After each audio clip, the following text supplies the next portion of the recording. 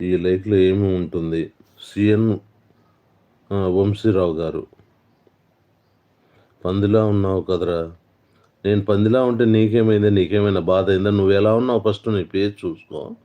ఒకరిని మాట్లాడేటప్పుడు తిరిగి నిన్ను మాట్లాడితే నీకు ఎలా ఉంటుందో, ఎలా ఫీలింగ్ ఉంటుందో అది ఒక్కసారి ఊహించుకో. నువ్వు ఎలా ఉన్నావో తెలుస్తుంది. నేను పందిలా ఉంటే నీ అబ్బా సొమ్మేం పెట్టలేదుగా నువ్వు. నీ సొమ్మేమన్నా పెడుతున్నావా? అనడము, అనిపించుకోవడము మనిషి లక్షణం కాదది.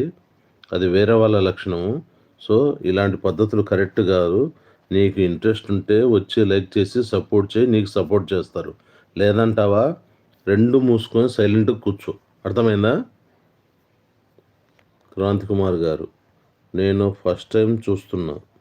ఓకే అండి. ఇది యాక్చువల్‌గా ఏంటంటే యూట్యూబ్‌లో లైక్ చేయడం వల్ల వాచ్ అవర్స్ కలుస్తాయండి. వాచ్ టైమ్ కలుస్తుంది. యాడ్ అవుతుంది. నాకు లేదు. ఓకే. No problem. అందుకే I am asking. No problem అండి. పర్వాలేదు. మీరు అడిగినందుకు చెప్తున్నాను. సీఎం వంశీరావు.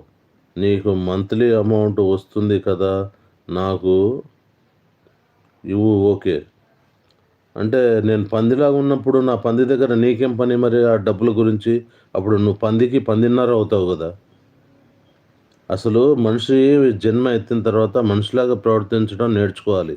పశువులా గాదు. పశువులు గూడా